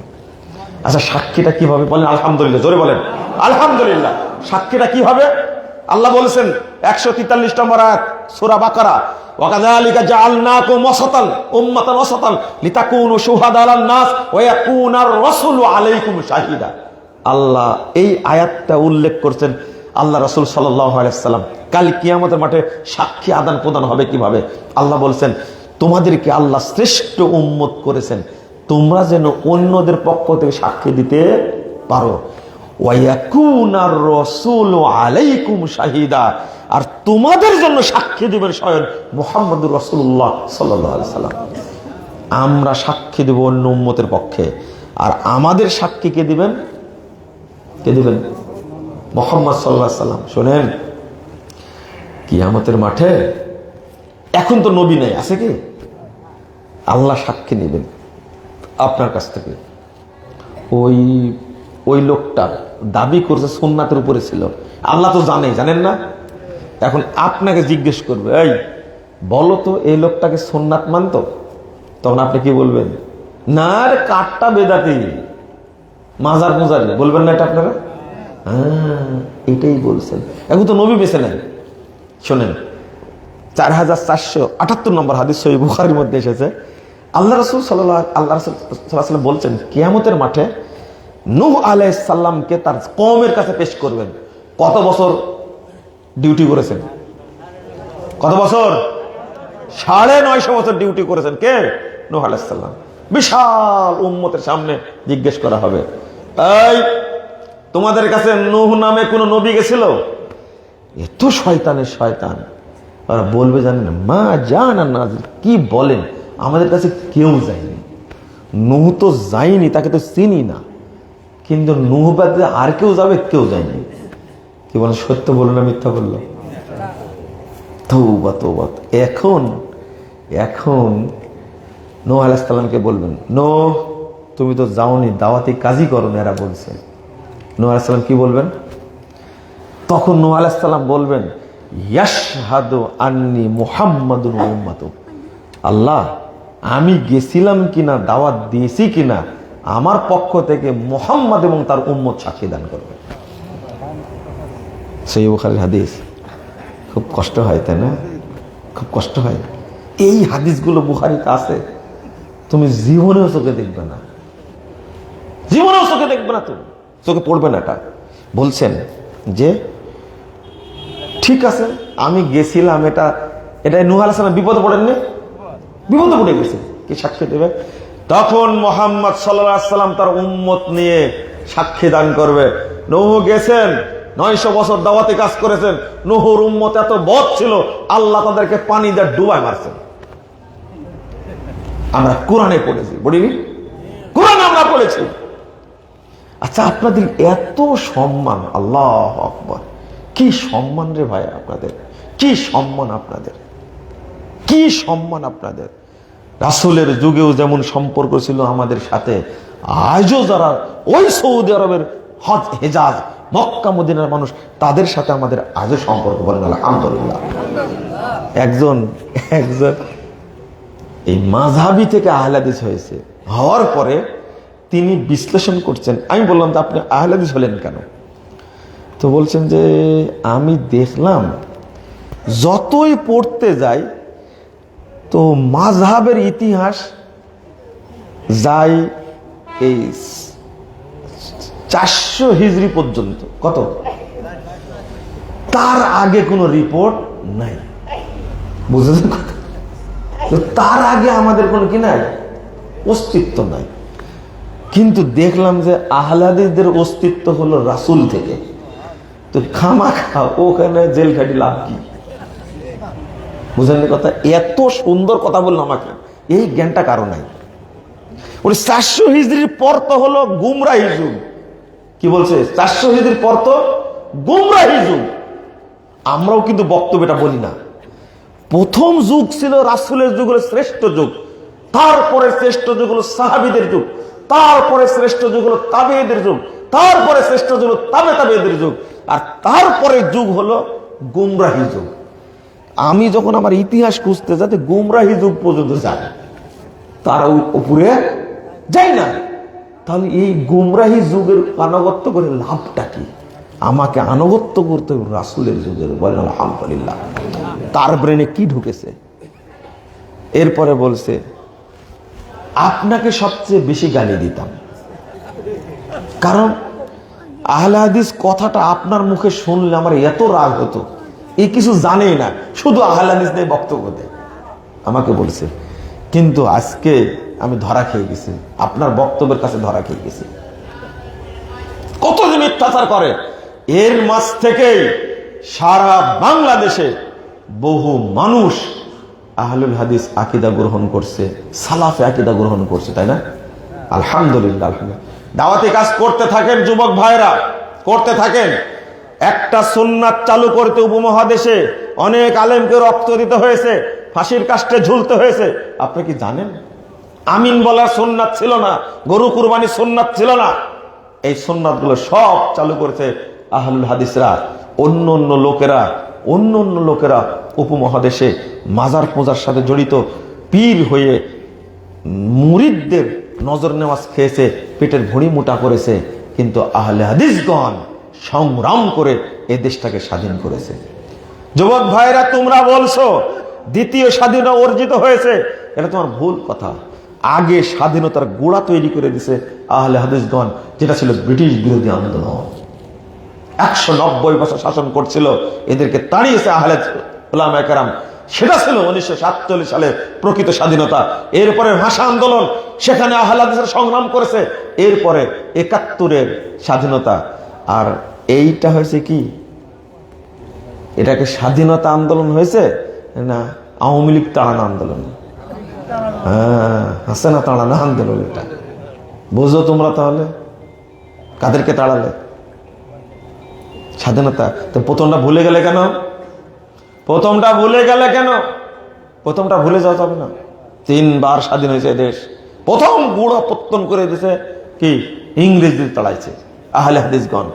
তখন যে কি শাস্তি হয়েছে, এক একটা কথা কি তাদের আপসহীন মেজাজ। গতকালকে মোহাম্মদপুর মসজিদে খুতবা দিতে গিয়ে বললাম, রফুল আযানের সুন্নাতকে আপনি হালকাভাবে দেখবেন। উপমহাদেশে হালকাভাবে দেখার সুযোগ নাই, কেউ রফুল আযান করতো না। দিল্লির জামে মসজিদে আমিও গেছি, সালাত আদায় করতে গিয়ে সালাত পড়তে পারি নাই, কারণ দিল্লির এই জামে মসজিদে, দিল্লির কেন্দ্রীয় মসজিদের বারান্দায় কবর আছে, আমি সালাত পড়িনি। কিন্তু মনে পড়লো এখানেই সালাত পড়তে গিয়ে রফুল আয়দান করে গ্রেফতার হয়েছিলেন মাখদুম হোসাইন উর্ফে মরজুম হোসাইন। তিনি গ্রেফতার হয়েছিলেন শুধু রফুল আয়দান করার কারণে। তার রায় হলো ফাঁসি দিতে হবে। ফাঁসিতে ঝুলানো হলো 3 বার, 3 বারই দড়ি ছিঁড়ে পড়ে গেছে। আলহামদুলিল্লাহ। মৃত্যুর ফয়সালা কোথায় হয়? 82 বিঘা সম্পদ বাজেয়াপ্ত করেছে এই মর্দ মুজাহিদের। তিনি চলে আসছেন সেখান থেকে। আপনি মনে করছেন এমনিতেই? একবার আমিন বলেছেন, একবার এশার সালাতে আমিন বলেছেন। শাইখুল কুল ফিলকুল মিয়া নাজির হোসেন দহলভি একবার আমিন বলার কারণে তাকে ইংরেজরা গ্রেফতার করেছে। 1 বছরে তাকে জেলখানায় থাকতে হয়েছে। রাওয়ালপিন্ডি জেলে 1 বছর থাকতে হয়েছে তাকে। কই আপনাদের সংগ্রাম করেননি? কোনো প্রমাণ পাওয়া যায় না। এই উপমহাদেশে ব্রিটিশ বিরোধী আন্দোলনের সিফা সালার তিনি হলেন সেনাপতি শাহ ইসমাইল শহীদ রাহিমাহুল্লাহ। আমির হলেন আমিরুল জিহাদ হলেন সাইদ আহমদ শহীদ। তার বইটা আজকে মামুন ভাইয়ের বাড়িতে, সরি মিজান ভাইয়ের বাড়িতে দেখলাম। 81 সালে প্রিন্ট হয়েছে বইটা, মানুষ জানেই না। সৈয়দ আহমদ শহীদের জীবনী লেখা, আজকে দেখলাম 81 সালের প্রিন্ট তার বাড়িতে। বইগুলো সংরক্ষণ করে রাখছেন। এখানে ছিলেন কি এলাহি বক্স, তাই না? হ্যাঁ, নাম কেউ জানে না। মৌলানা আল্লাহ আকবার, জানেন না? আপনি ভাবেন আহলে হাদিসের ইতিহাস ঐতিহ্য সম্পর্কে জানবেন? এই ধানি খোলায় মাঝে মাঝে বলি এই আহলে হাদিসের ইতিহাস সম্পর্কে। আপনি চিন্তা করেন, সৈয়দ আহমদ শহীদ হলে আমির আর সেনাপতি হলেন শাহ ইসমাইল শহীদ। শাহ ইসমাইল শহীদ বই লিখে গেছেন তানবীরুল আইনাইন ফি ইসবাত রাফিল ইয়াদাইন। সমস্ত রফুল ইয়াদাইনের হাদিসকে এক জায়গায় করে লিখছেন। লেখার পরে 39 পৃষ্ঠায় তিনি উল্লেখ করছেন ওয়ানসাফ ওয়া তাদাব্বার। বন্ধু, তুমি একটু ইনসাফ করো, তুমি একটু ভাবো, গবেষণা করো। ওয়ালা তাকুম মিনাল মুমতারিন, তুমি সন্দেহবাদীদের অন্তর্ভুক্ত হও না। ওয়া আউযু বিল্লাহি আন আকুনা মিনাল মুতাআসসিবিন। শাহ ইসমাইল শহীদ দেখছেন বইটার মধ্যে, আমি মাযহাবীদের অন্তর্ভুক্ত হওয়া থেকে আল্লাহর কাছে পানা চাচ্ছি। শাহ ইসমাইল শহীদ কি মাযহাবী ছিলেন? রফুল আয়দানের বই লিখবেন কেন? তাকদিয়াতুল ঈমান লিখেছেন, যত শিরকি আকীদা সব উল্লেখ করেছেন। আল্লাহু আকবার, কত বড় আলিম ছিলেন সিফা সালার। এই হুঙ্কারে, এক হুঙ্কারে একদিনের বক্তব্যে 70,000 হিন্দু ইসলাম গ্রহণ করেছেন।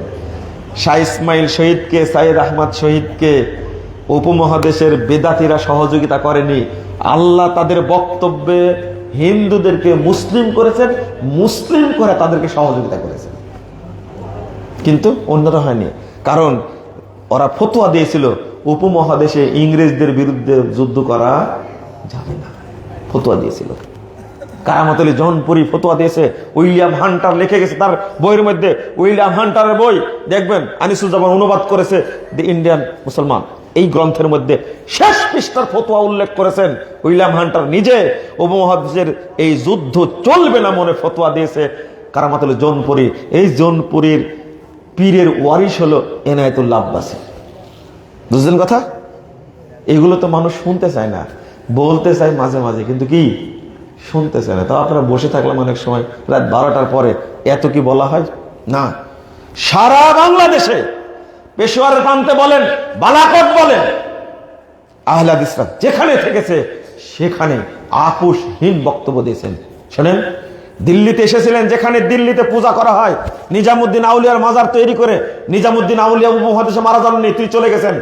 তিনি এসেছিলেন সেই ইয়ামান থেকে, এসে বক্তব্য দিচ্ছেন। বক্তব্য দেওয়ার সময় তিনি হাদিস থেকে উত্তর দিচ্ছেন। তখন ওখানে এই বেদাতি মোল্লারা বসে আছে, বলছে হিন্দ মে ফিকহি হাইসিয়াত কি, হিন্দ মে कानूनी हैसियत खुद अहादीस से भी ज्यादा है। अब আবু হানিফাকে রায় পেশ कीजिए। বলছেন, শোনেন,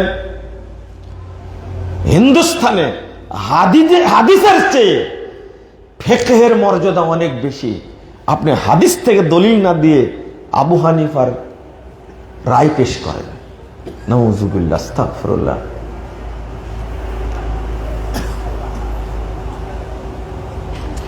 हिंद में फिक़ही रिवायत की कानूनी हैसियत देखें, भूले जाए माझे माझे। हिंद में फिक़ही रिवायत की कानूनी हैसियत खुद अहादीस से भी ज़्यादा है। आप আবু হানিফা की राय पेश कीजिए। শুনেন, এই উপমহাদেশে ফিকহের রিওয়ায়াতটা হাদিসের চেয়ে অনেক বেশি প্রসিদ্ধ।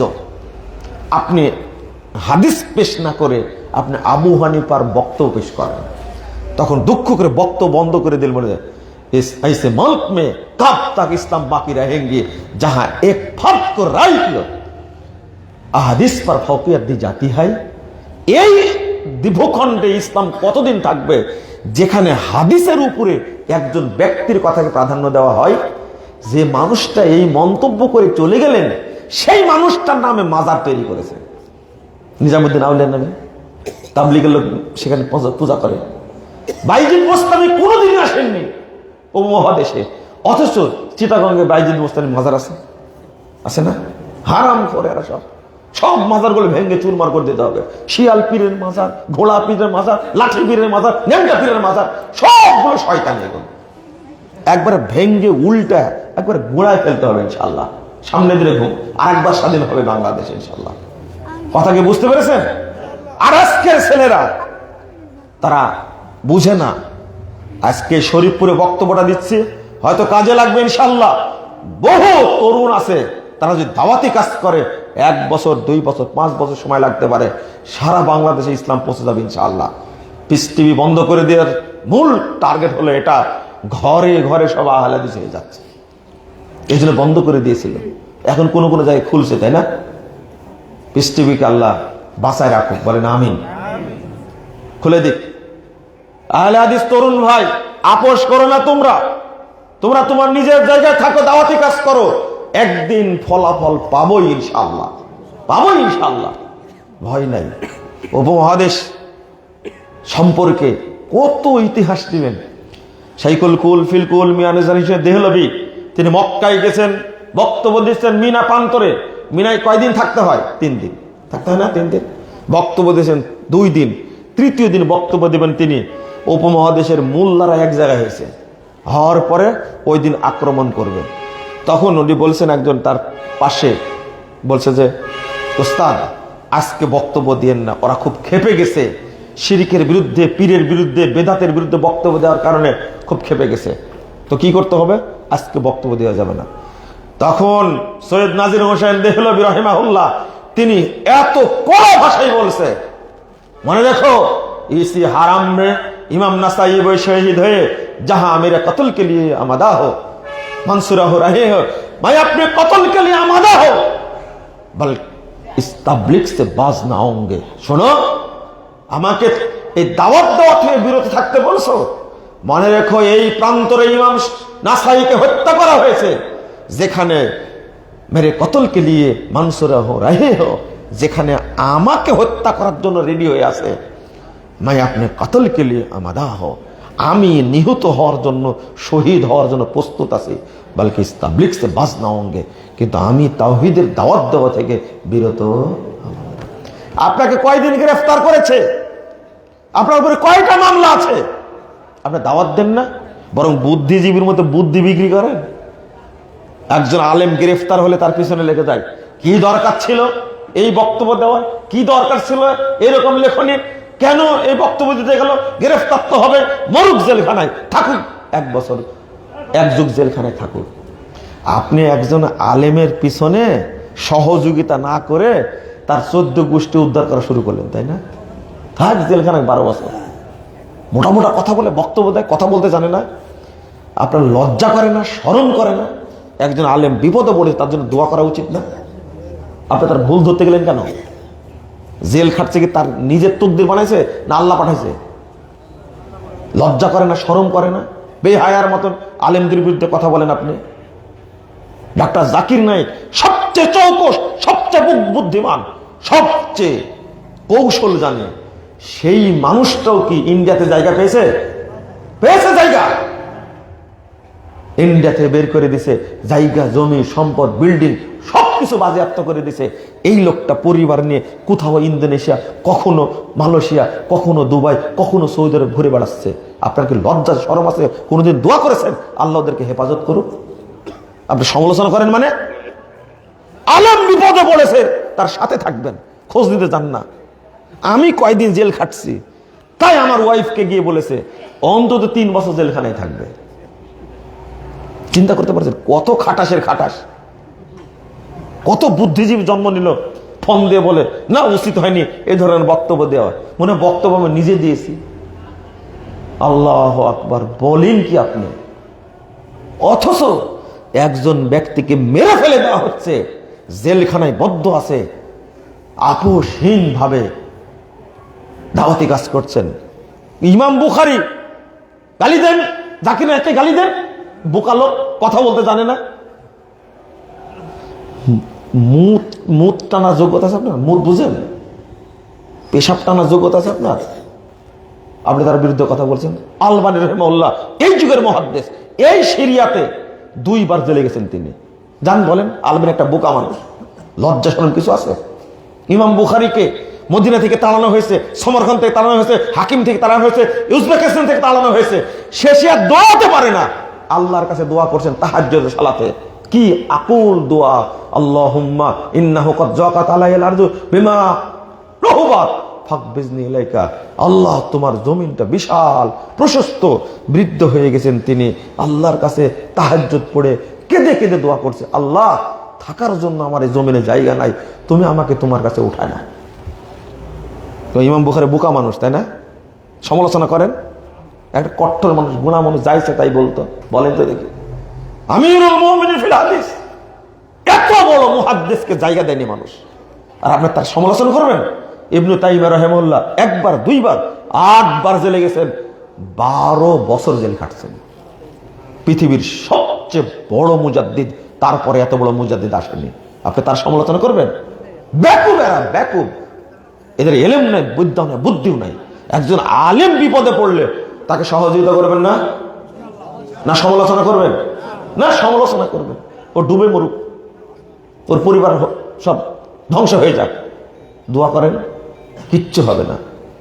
লা হাওলা। আরে জেল খাটা হলো নবীদের সুন্নাত, তোমাকে তো গালি দিবেই, জেল তো খাটতেই হবে। সারা বাংলাদেশের মানুষ আমাকে এমন ভাষায় গালি দেয়, এটা যদি কুকুর শুনতে পেতো কুকুর ফিট হয়ে যেত। তা আমি কি করবো? বলা বন্ধ করব?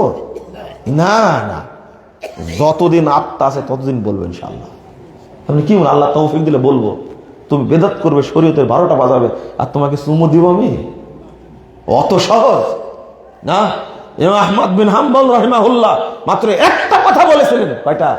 একটা। তিনি বলেছিলেন কোরআন আল্লাহর কালাম, এটা মাখলুক না। মাখলুক সবকিছু, কিন্তু কোরআন আল্লাহর সিফাত। এই কথাটা বলার কারণে 28 মাস তাকে পিটানো হয়েছে। কয় মাস? 12 বছর জেলখানে আটকা রাখছে। ফাইজলামি। ইমাম আহমদ বিন হাম্বল রাহিমাহুল্লাহ এত বড় আলেম, এত বড় ভদ্র মানুষ, তাকে যদি প্রতিদিন মারে 100 করে ব্যাট মারত। কয়টা? জেলখানাতে বের করে এসে খলিফা আইন করেছিল, খলিফা নিজে তার হাত দিয়ে 100টা করে ব্যাট মারত প্রতিদিন। 28 মাস পিটাইছে এই মানুষটাকে। বলেন ইমাম আহমদ বিন হাম্বল একটা বোকা লোক, ছাগল মার্কা। আপনাদের লজ্জা হবে না, শরম হবে না? আমি এইভাবে বলি তো কষ্ট পান, তাই না? উপমহাদেশে ইসলাম এইভাবে এসেছে। আলেমদের জেলখানা রেখে খেতে দেওয়া হয়নি, পানি দেওয়া হয়নি, দুবরা ঘাস খেয়েছে। জেলখানার মধ্যে ঘাস বেছে বেছে ঘাস খেয়ে জীবনযাপন করে মারা গেছে। যখন ফাঁসি দিবে, দাড়ি কাটতে লাগছে, দাড়ি কেটে দে, মারছে এক থাপ্পড়। ইতিহাস এই উপমহাদেশে। বেকুব, আমাকে হত্যা কর, কিন্তু আমার রাসূলের সুন্নাতকে হত্যা করবে না। ফাঁসির অর্ডার হয়ে গেছে, ফাঁসির অর্ডার হয়ে গেছে। তিনি বলছেন ফাঁসির অর্ডার হয়ে গেছে, বলছেন আলহামদুলিল্লাহ। ফাঁসি দেওয়ার সময় মাপছে, দেখছে যে আরো 2 কেজি বেশি হয়েছে। আগে কি কোনো আতঙ্ক নয়, তার টার্গেট হলো এখন মেরে ফেললে আল্লাহর সাথে এখনই সাক্ষাৎ হয়ে যাবে। তাদের যদি এই নিয়ত থাকে, এটা হলো উপমহাদেশের ইতিহাস। আর আপনি লা ইলাহা ইল্লা আনতা সুবহানাকা ইন্নী কুনতু মিনাজ জালিমিন, এইগুলোর রেকর্ড।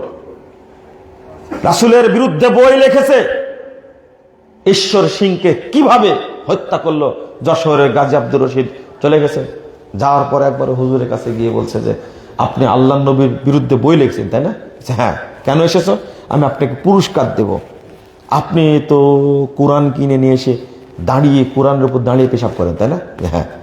এসে পুরস্কার দিতে এসেছে, মাথাটা ধরে কোপ দিয়ে কাটছে, কেটে নিয়ে এসে গেটে জমা দিয়েছে যে তোর হুজুরের মাথা কেটে নিয়ে আসলাম।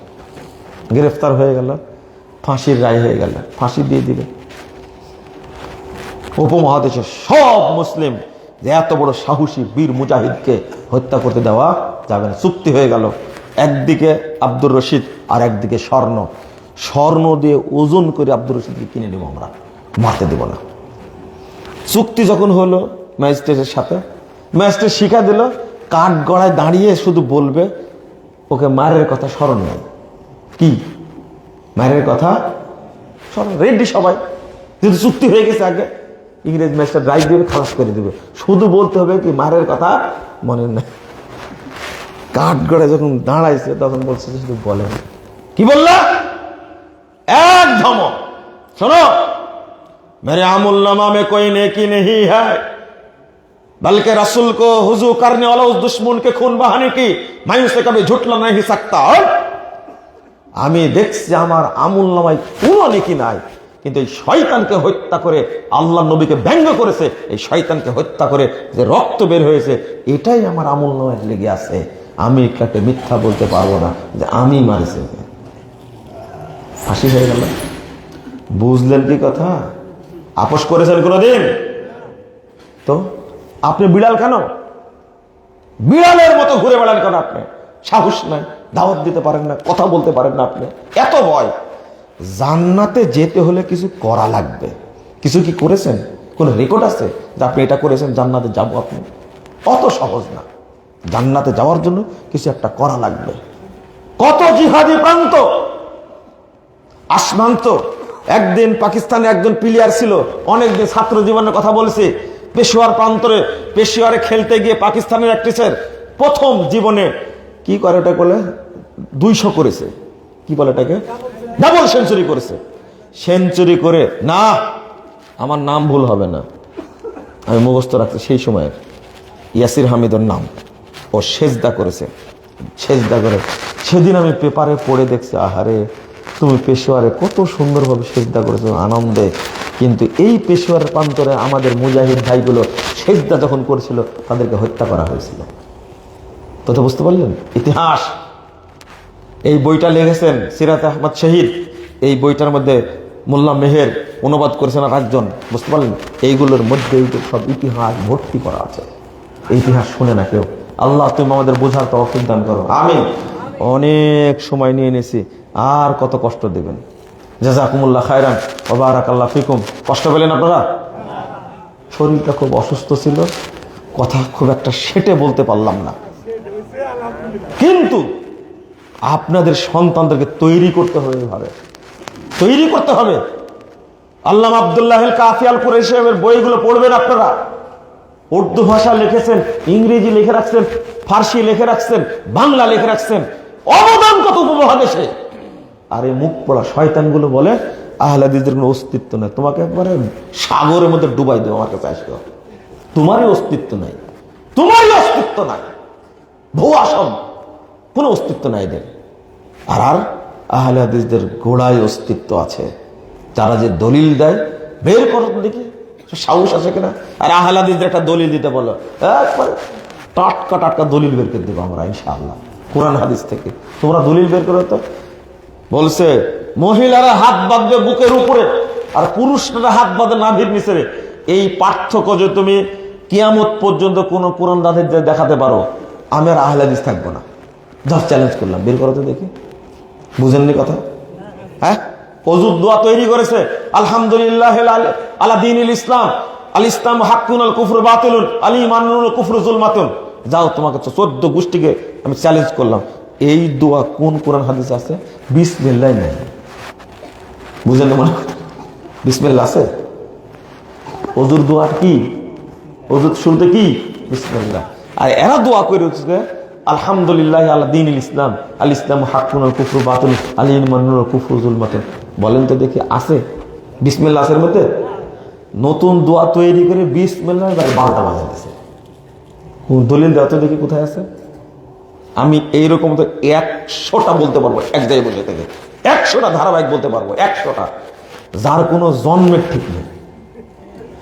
একবারে জারজ, এখানে কে জন্ম দিছে তার কোনো ঠিক ঠিক না। আপনি কি বুঝলেন কথাটা?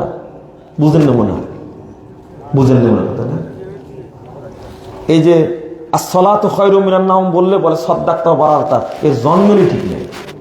কে যে জন্ম দিয়েছে কেউ নেই। দলিল, একটা দলিল তো থাকা লাগবে। আপনার মনে বুঝেননি কথাটা? হ্যাঁ, এর জন্মেরই ঠিক নাই। জন্মের ঠিক থাকলে আমি বলবো এই জায়নামাজের দোয়া কোথাও হাদিস আছে? ইন্নী ওয়াজ্জাহতু ওয়াজহিয়া লিল্লাযী ফাতারাস সামাওয়াতি ওয়াল আরদ, এর জন্মেরই ঠিক নেই। কে জন্ম দিয়েছে এটা?